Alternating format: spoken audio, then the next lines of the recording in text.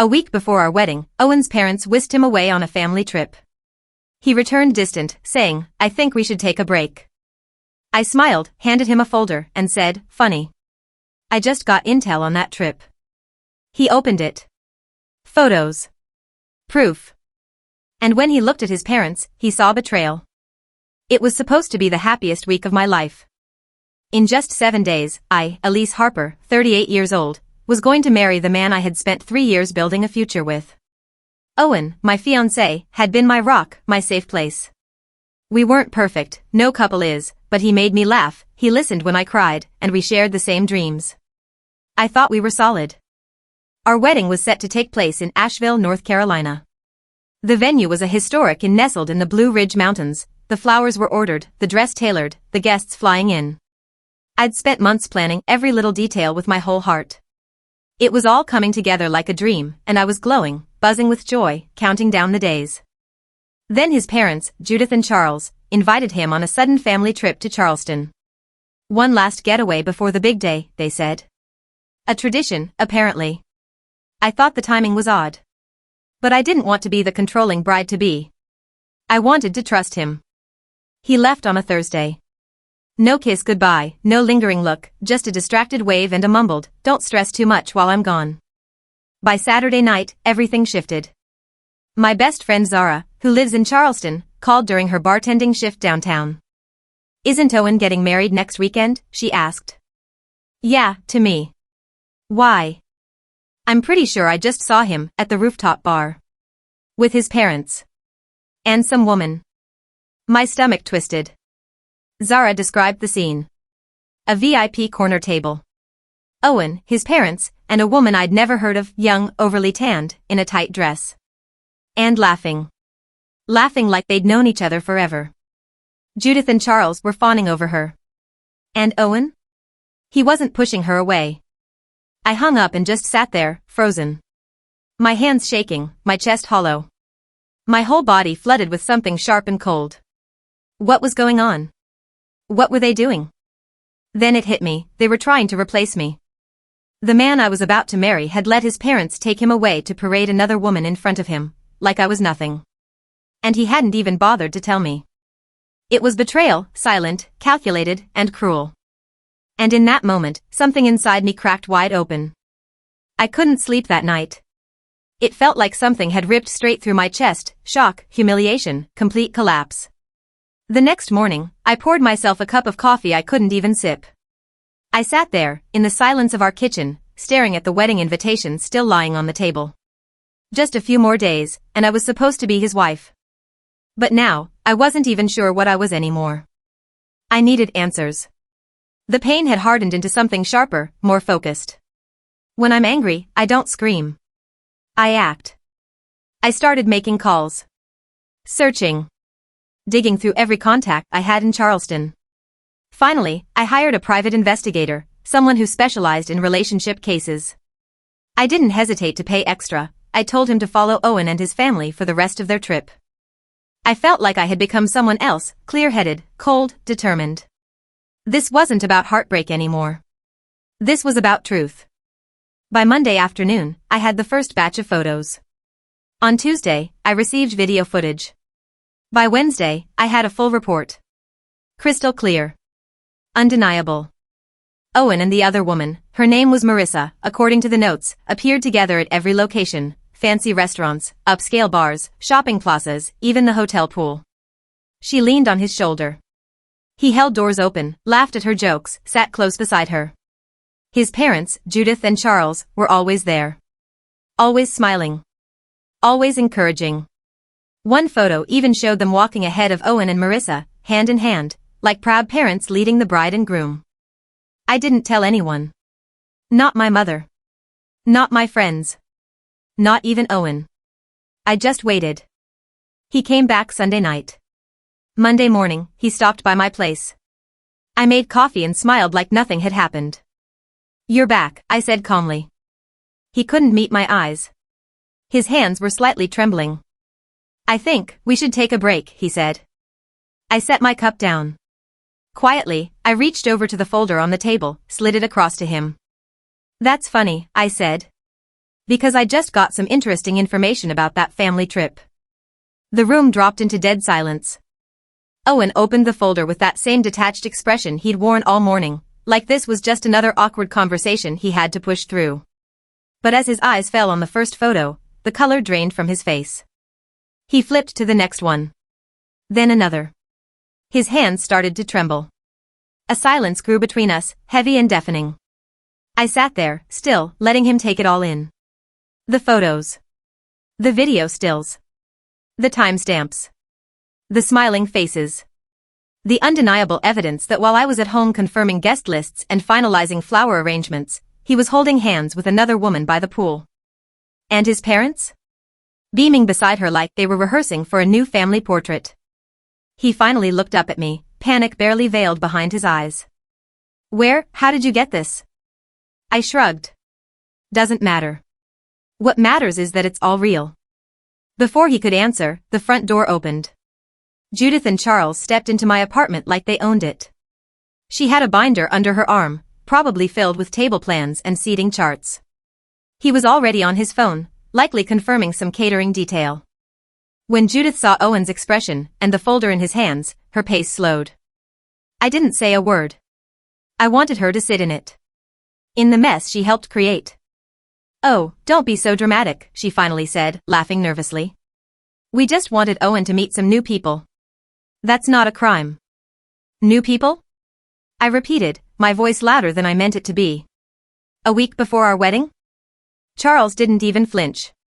We're thinking long-term, he said flatly. We didn't want him tied down if there were better options. Those words hit me like a slap. Better options. I turned to Owen. He still hadn't said anything. Still flipping through the photos as if they might magically change. His face was flushed now, shame, guilt, maybe fear. You let them do this, I whispered. You went along with it. It wasn't like that, he said softly. Then what was it? I snapped. A test drive? One last fling while your fiancé finished the seating chart? He rubbed his forehead. I just wanted to keep the peace. And that was the moment something in me broke. A cold, clean snap. Judith sat down on the couch like this was just another wedding planning session, her expression perfectly composed, cool, smug, untouched. Let's not overreact, she said, in that sugary voice people use when they're trying to make you feel small. These photos don't mean anything. We simply wanted Owen to meet new people. That's normal. I looked at her, stunned, trying to process the fact that she was standing by this, like flying in a woman to flirt with her son days before his wedding was just a quirky family tradition. Owen was still silent, staring down at the photos like they were ghosts of a life he couldn't explain. I could see the pulse in his neck pounding. His jaw clenched. But still, nothing. New people? I said, my voice shaking. Judith, you tried to replace me. Charles finally lifted his gaze from his phone. Don't make a scene, he said casually. There were other options. That's all. We were just exploring them. Options. Like I was some subscription he could cancel. I turned to Owen again. You let them do this, I repeated, quieter this time. You didn't stop it. You didn't even tell me. He looked up, pale. I didn't know it would go this far. That's not an excuse, I snapped. You didn't push her away. You didn't stop your parents. You let me sit at home, believing we were building a future together while you, what? Played house with someone else for the weekend? I just wanted to keep the peace, he mumbled again, that same tired line. And then Judith, as if on cue, smirked. We didn't tell you because we knew how you'd react, emotional, over the top. Just like now. That was it. I stood up and walked over to the table. I pulled one photo from the stack, one of Owen and the girl, Madison, laughing by the pool, and held it up in Judith's face. This is ridiculous? I said, my voice sharp. This is betrayal. And you had the nerve to do it with a smile. Charles stood, adjusting his jacket like he was about to give a press conference.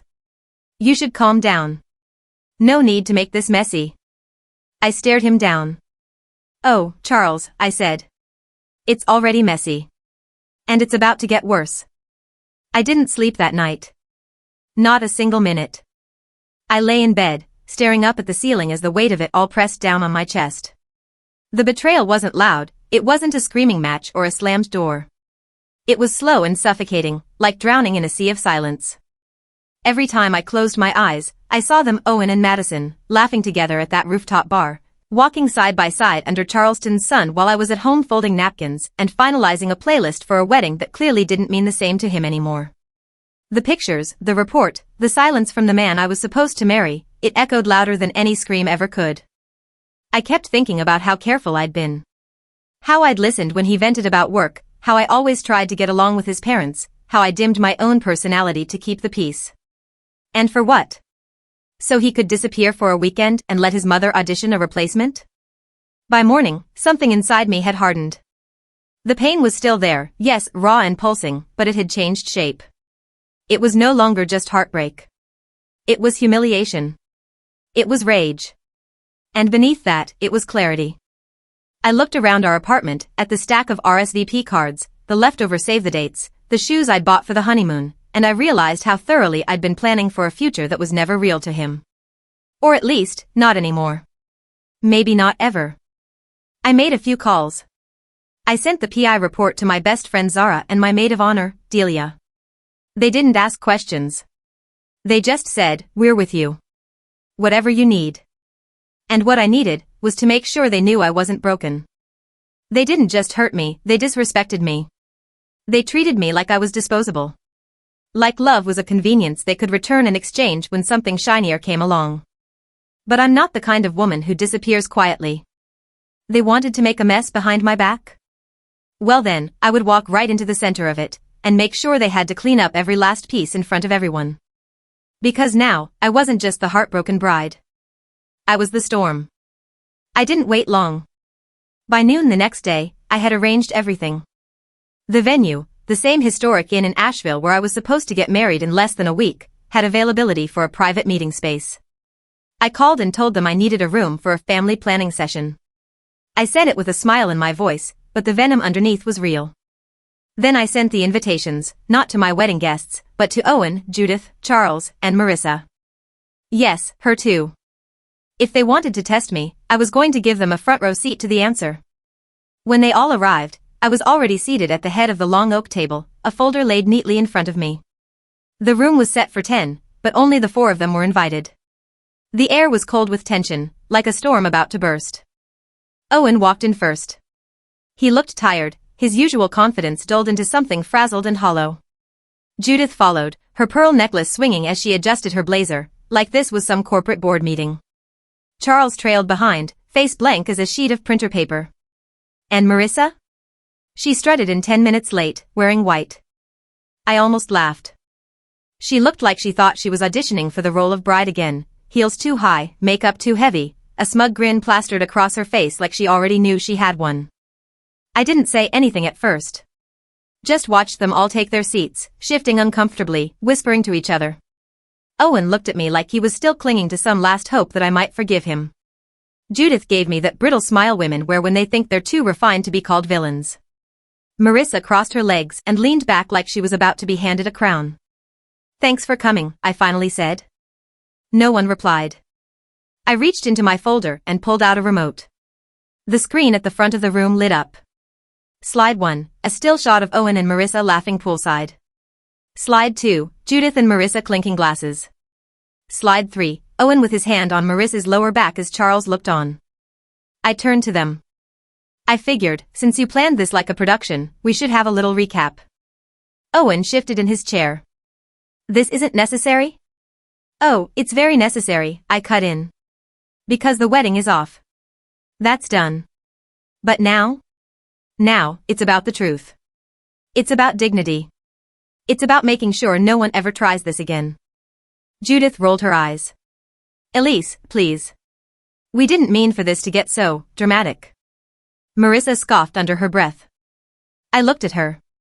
You were in on this, weren't you? Marissa blinked, shrugged. Look, I was told the wedding wasn't really happening. That he was unsure. You mean you were promised he'd be free if you got close enough, I said. Marissa didn't deny it. Instead, she reached into her bag and pulled out her phone. You want proof, she said. I've got texts. From Judith. Judith's face went white. Don't, she snapped. Oh, now you're worried about damage control? I asked. Charles finally spoke. This is ridiculous. We just wanted the best for our son. I stood up. My hands were shaking, but I didn't let it show. You didn't want the best for him. You wanted control. You wanted to replace me with someone easier to manipulate. And you thought I wouldn't fight back. I turned to Owen, who still hadn't said a word. You let them do it. You sat there while they auditioned someone else to be your wife. You didn't protect me. You didn't even warn me. I didn't know what to do, he muttered. I didn't want to hurt anyone. You didn't want to hurt your mother, I corrected. Hurting me? That was collateral damage. The room fell into silence. Then, I pulled out one last document. The prenup. Signed. Notarized. With an added clause I'd inserted months ago, just in case. It protected my savings, my home, my business. Owen hadn't read it closely when he signed. He had trusted me. Pity. I've already filed the cancellation paperwork with the vendors. You'll be getting your copies in the mail. And the venue? I glanced around. They're refunding everything to my account. Since I was the one who paid for all of it. Judith's jaw twitched. That's theft. No, I smiled. That's paperwork. You should try reading some sometime. I gathered my folder and turned toward the door. Oh, and Marissa? She looked up, startled. He doesn't even like red wine. He just drank it to impress you. With that, I left them in the room, sitting with their shame, their silence, and their shattered illusion of power. I didn't cry on the drive home. For the first time in a week, I felt something close to peace. Not because I had revenge, but because I had reclaimed my voice. They tried to erase me. Instead, I wrote the ending. After I left the venue, I didn't go home. I couldn't. Instead, I drove until the mountains faded behind me and the roads turned unfamiliar. I found a quiet little inn off the interstate, paid in cash, and asked for the farthest room from the lobby. When I finally collapsed onto the bed, it all caught up to me. Not the anger. Not even the betrayal. The embarrassment. The soul-crushing, stomach-twisting humiliation of it all. I had told everyone. Family, friends, colleagues, this was the man I was going to marry. I had spoken about Owen with such warmth and pride, like he was my reward after a lifetime of waiting. I posted the countdowns, the engagement photos, the giddy hashtags. I sent invitations sealed with gold foil and handwritten notes. And now? Now, I was the woman whose fiancé had been publicly paraded around with another woman, a week before our vows. I was the woman whose in-laws had flown in a replacement like they were ordering off a catalog. I was the woman who had to sit in front of that replacement, that smug, white dress-wearing imposter, and pretend like I wasn't bleeding on the inside. And the worst part? I saw it in Owen's face. He wasn't confused. He wasn't manipulated. He knew exactly what was happening, and he let it unfold. That quiet realization echoed louder than anything. It meant I had spent 3 years building something with someone who didn't think I was worth defending. Someone who couldn't even look me in the eye when the truth sat in front of him in glossy photographs. I buried my face in the pillow and screamed. Not because I wanted anyone to hear, but because I needed to know I still had a voice. I thought about all the little moments. The way Owen would tuck my hair behind my ear when I was stressed. The way he used to call me his miracle. How he once said, "You saved me." What a joke. He didn't need saving. He needed someone who wouldn't challenge his parents' control. I lay there, hollowed out by shame, until the sky darkened and the room turned cold. And somewhere between midnight and morning, a truth settled in my chest. I had mistaken comfort for love. And now, I was finally waking up. Back home, everything looked the same, but nothing felt familiar. The wedding dress still hung in the hallway closet, zipped inside its protective bag like a corpse no one wanted to acknowledge. The fridge was still stocked with champagne and miniature cakes meant for bridal prep. A stack of thank you notes I'd written in advance, handwritten, heartfelt, still sat sealed on the kitchen counter, addressed to people who now had nothing to attend. I walked through each room like a stranger in my own life. I touched the edge of the dining table, the one Owen and I had picked out together, imagining our future dinners, game nights, maybe even children doing homework one day. Now it just looked empty. Like everything else. But the hardest part? The silence. No one from Owen's family reached out. No apology. No explanation. Not even a cowardly text. They had vanished, just like they wished I would. Even Owen, who once said he couldn't imagine a life without me, had disappeared into the same silence he'd offered when I confronted him. It wasn't just betrayal. It was erasure. I felt like I had been wiped out of my own story. Every time I checked my phone, I half expected to see his name. To get some pathetic excuse, some desperate plea, something to confirm that I had mattered. But nothing came.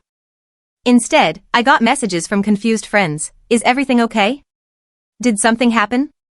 We got a weird email from Owen's mom saying the wedding was cancelled, no explanation. No explanation. Just like that, I was the girl whose engagement vanished. The one everyone would whisper about. The one whose future unraveled in slow motion while the world kept spinning. I wasn't just humiliated, I was invisible. I curled up on the couch that night, still in the jeans and sweater I'd worn to the venue. I hadn't eaten, hadn't cried, hadn't moved. I just lay there, eyes wide open, staring at the ceiling as my phone lit up with texts I didn't want to read. I didn't reply to anyone. Because how do you explain the kind of betrayal that doesn't come with words? How do you explain what it feels like to be replaced in your own life? I didn't have the answers yet. All I knew was that silence had become my loudest heartbreak. The next morning, I woke up on the couch, neck stiff, heart heavier. I didn't know how long I'd been lying there, just staring at nothing. The sky outside was a dull gray, the kind that feels like the world is holding its breath. Fitting. Everything in my life had stopped mid-sentence. There were no more florist confirmations. No more wedding playlists to finalize.